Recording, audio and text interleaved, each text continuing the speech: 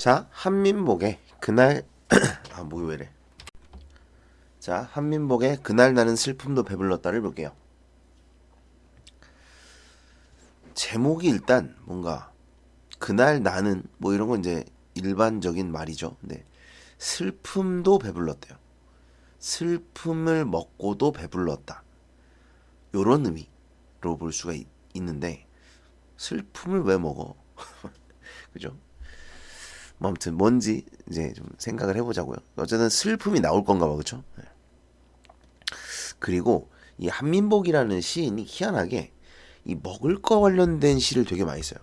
뭔가 먹는 상황이나 뭐 이런 게 좀 많이 나옵니다. 이 분의 시에 보면. 아무튼 뭐 그런 건 몰라도 되고 내용을 봅시다. 아래층에서 물을 틀면 단수가 되는 이거 뭔지 알아요? 그 이제 물이 밑에서 이렇게 올라오는 거죠. 근데 아래층에서 그 물을 틀면 쓰면 이게 수압이 약해가지고 위층까지 안 올라와. 예, 그래서 물이 되게 쫄쫄쫄쫄 나오는 거죠. 단수가 그 정도로 심한가? 아무튼 되게 물이 쫄쫄쫄쫄 나오는 뭐 그런 경우들이 있어요. 예. 좁은 계단을 골라야 하는 전세방에서. 자, 그러니까 이제 요 두 줄만 봐도 가난이에요. 가난함. 그래서 이렇게 좀 안 좋은 집에 살고 있다는 겁니다. 그런데 만학을 하는 나의 등록금을 위해, 자 이제 나 화자죠. 화자고, 만학이라는 건 단어를 좀 알아두셔야 돼요. 나이가 들어 하는 공부, 그러니까 늦은 공부를 뜻해요.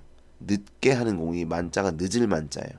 그래서 나이가 들어서 하는 공부다. 예를 들어 뭐 30 넘어서 대학을 갔다. 그러면 이제 뭐 만학이다 이런 식으로 말을 하는 거죠. 어쨌든 만학을 하는 나의 등록금을 위해 사글세방으로 이사를 떠나는 형님네. 와우. 그러니까 보시면 원래는 전세방에 살았는데 그 전세방도 그렇게 좋은 전세방은 아니었어. 그런데 나의 등록금 때문에 사글세방, 월세죠, 월세. 월세방으로 이사를 가는 거예요. 그러니까 보증금을 빼서 아마 등록금을 내줬나 봐. 아, 참. 대단합니다. 그죠?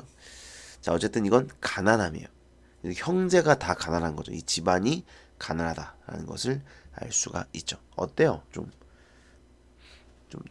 뭐랄까 절망적이고 슬프고 뭐 이런 분위기라고 볼 수가 있겠죠. 달그락거리던 밥그릇들, 베니어판으로 된 농짝을 리어카로 나르고. 여러분, 이삿짐 센터를 부르는 게 아니에요. 리어카에 실어가지고 수작업으로, 차도 아니고 리어카에다가 짐을 실어가지고 이사하는 집까지 나르는 겁니다.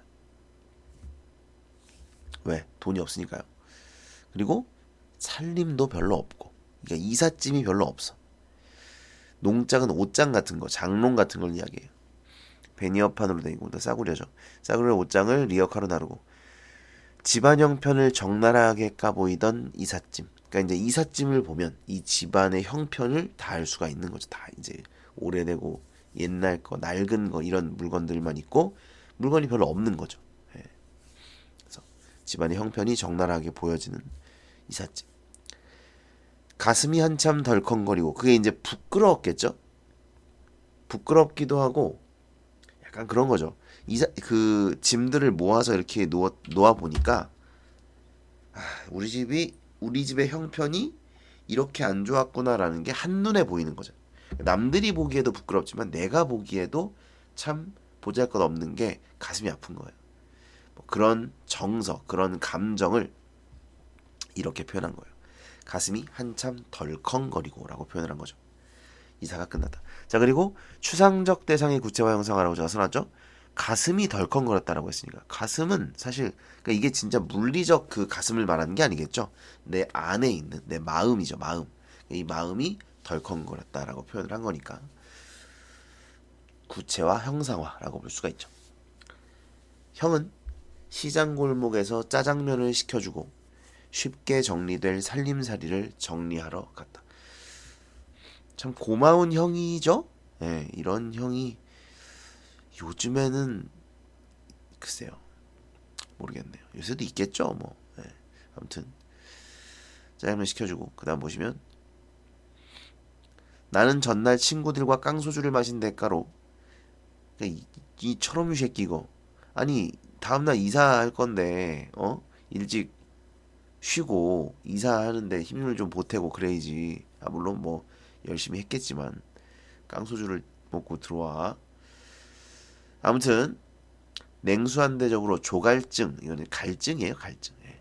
갈증을 풀면서, 원래 여러분은 안 드셔보셨겠지만 그 전날 술을 많이 마시면 다음날 일어나면 목이 막 엄청 탑니다. 예.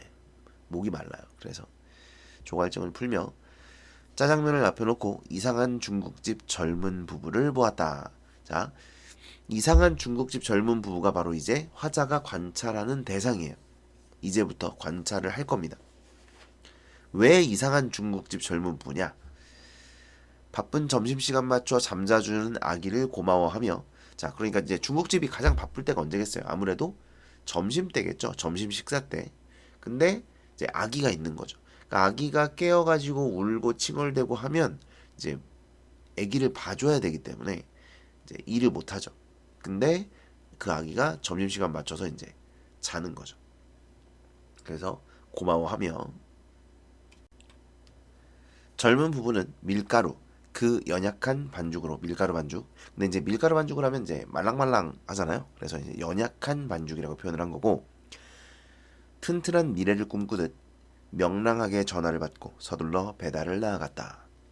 보시면 연약한과 튼튼한은 대조적인 표현이죠. 그런데 이 연약한 반죽으로, 그러니까 그 짜장면 반죽이겠죠? 그 연약한 짜장면 반죽으로 튼튼한 미래를 꿈꾼다는 거예요. 그러니까 이제 희망적이고 장사가 잘 돼서 뭐 이제 좀 살림살이가 나아지고 뭐 그럴 것을 꿈꾸고 있는 거죠. 튼튼한 미래를 꿈꾸듯 명랑하게 전화를 받고 희망을 가지는 거죠. 미래에 대한 긍정적 희망, 긍정적 전망 뭐 이런 게 들어갑니다. 명랑하게 전화를 받고 서둘러 배달을 나갔다. 그래서 보시면 써놨는데, 가난함에서 절망에 빠지지 않고, 그러니까 가난함에서 이 사람들은 가난하지만 희망적인 미래를 꿈꾸고 있단 말이에요. 절망에 빠지지 않고 희망적인 모습을 보이고 있고, 그래서 이상한 중국집 젊은 부부라고 말한 건데, 그러니까 이 이상한은 부정적인 게 아니에요. 부정적인 평가는 아니고 좋은 의미에서 이상하다라고 말한 거예요. 좋은 의미에서. 참 쉽지 않은데 뭐 이런 생각인 거죠. 와, 저 사람들 이렇게 힘든 상황에서도 저렇게 밝고 희망적일 수 있구나. 참 쉽지 않은 일인데 뭐 이런 생각을 하는 거죠. 그걸 이상한이라고 표현을 하는 것이다. 이렇게 생각하시면 되죠. 그 다음 보시면 나는 그 모습이 눈물처럼 아름다워. 자, 그러니까 요 모습이죠. 요 모습. 이 이상한 중국집 젊은 부부의 희망적인 모습. 어려운 현실 속에서도 좌절하지 않고 희망을 갖는 이 모습에서 눈물처럼 아름다움을 느낍니다. 자신과 달리. 자, 이제 제가 이걸 자신과 달리라고 써놨는데, 나는 뭐 합니까? 소주 마시죠. 그러니까 여러분 이게 왜 깡소주를 마신 거겠어요? 형이 전셋집 사는데 그 전셋집 보증금 빼서 내 등록금 대준 거예요. 이런 씨. 얼마나 미안하겠어. 그리고 우리 집의 가난이 얼마나 절망스럽겠어. 그죠? 근데 여러분 옛날에는 이제 이런 경우도 있지만, 옛날에는 진짜 돈이 없어서 대학을 포기하시는 분들도 많았어요. 공부를 잘 하는데도 집안 형편이 이제 대학에 보내줄 수 없는 형편이어서 포기하는 거예요, 대학을. 그런 경우도 있긴 했습니다. 뭐 아무튼 그래서 속이 상했겠죠. 그래서 이제 깡소주 마시면서 막 신세한탄 하고 했겠지. 자기는 그런데 이 중국집 젊은 부부는 그렇지 않다 이거야. 그래서 희망적인 미래를 꿈꾸고 어떤 이렇게 저벅 한 발 한 발 긍정적으로 나아가는 것이죠. 그 모습을 보고 이런 아름다움을 느끼고 있는 것입니다. 그 다음 보시면 물배가 부른데도 짜장면을 남기기가 미안하여 마지막 면발까지 다 먹고 나니 더부룩하게 배가 불렀다. 살아간다는 것이. 자, 보시면 이게 살아간다는 것이가 다음 년이랑 연결이 되는 건 아닌 것 같아요. 그죠? 아무리 읽어봐도. 그날 나는 분명 슬픔도 배불렀다. 그러니까 이거랑 연결되는 건 아니야. 분명히 얘랑 연결이 되는 건데, 그러면 도치법이죠. 그러니까 살아간다는 것이 배가 불렀다는 거잖아요. 그러니까 도치법이에요. 얘가 원래는 먼저 나와야 돼요. 그러니까 살아간다는 것이 더부룩하게 배가 불렀다. 뭐 이렇게 표현을 해야 일반적인 표현이죠. 그 다음에 분명히 이제 요게 앞에서는 뭐라 그랬냐면 물배가 부른데 짜장면을 다 먹었더니 더부룩하게 배가 불렀다. 이런 의미로 여기까지는 사용이 됐어요. 근데 뒤에 요걸 덧붙임으로써 사실은 살아간다는 것이 나를 배부르게 했다. 이런 의미도 있다는 것을 표현하고 있는 거예요. 그러니까 물배가 불렀는데도 짜장면을 다 먹었더니 배가 불렀다. 물론 이런 의미도 있겠지만 살아간다는 것이 배가 불렀다. 왜? 살아간다는 것에 어떤 희망을 보았다는 거예요. 살아간다는 것이 부정적이고 절망적인 이런 것만 있는 게 아니구나. 예. 어려운 현실 속에서도 희망을 가지고 긍정적으로 밝게 살아가고 가다 보면 뭐 이게 또 이 희망이 현실이 될 수 있으니까 그런 희망적인 미래를 꿈꿀 수 있다는 것을 보았기 때문에 배가 불렀다라고 표현을 한 것이죠. 써있죠. 배부름의 원인은 물배가 부른데도 짜장면을 다 먹어서로 볼 수도 있지만 살아간다는 것에 희망을 보았기 때문이다 라고 생각을 하는 것입니다. 도치법을 통해서 이걸 표현한 거예요.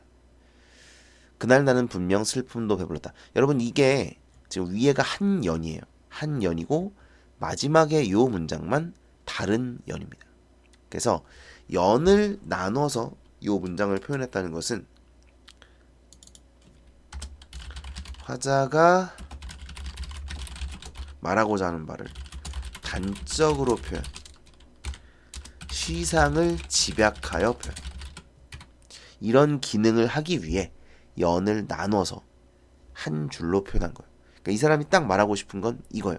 단적으로 집약해서 말하고자 하는 건 그날 나는 분명 슬픔도 배불렀다. 슬픔 속에서도 아름다움을 발견했기 때문에 배불렀다라고 표현을 한 것이죠. 되셨나요? 그러니까 이 주제는 뭐 쉬워요. 내용 자체는 어렵지 않습니다. 그래서 나는 어려운 현실에서 막 슬퍼하고 체념하고 있었는데 저 젊은 부부를 봤더니 현실에 굴하지 않고 희망을 갖고 긍정적으로 살아가고자 노력하고 밝은 미래를 꿈꾸고 있고 이런 모습을 보면서 나는 배가 불렀다. 희망을 보았다. 이런 내용입니다. 갈래는 현대 자유시고요. 성격, 성찰, 관찰은 아시겠죠? 이 젊은 부부를 관찰하고 있으니까. 그다음에 성찰인데 그 젊은 부부를 바라보면서 자기의 삶을 돌이켜보는 거예요. 그래서 이걸 성찰이라고 하는 겁니다. 그리고 여러분 관찰과 성찰이 합쳐지면 뭐냐면 이걸 관조적이라고 해요. 관조. 대상을 차분하게 관찰해서 깨달은 바를 표현하는 거예요. 이게 관조예요. 관조를 좀 알아두시고요. 주제는 뭔지 관찰을 통한 삶의 성찰입니다. 그래서 희망적인 미래를 그러니까 절망하지 말고 희망을 갖자는 거죠. 절망하지 말고 희망을 갖자. 이게 주제가 되겠습니다. 여기까지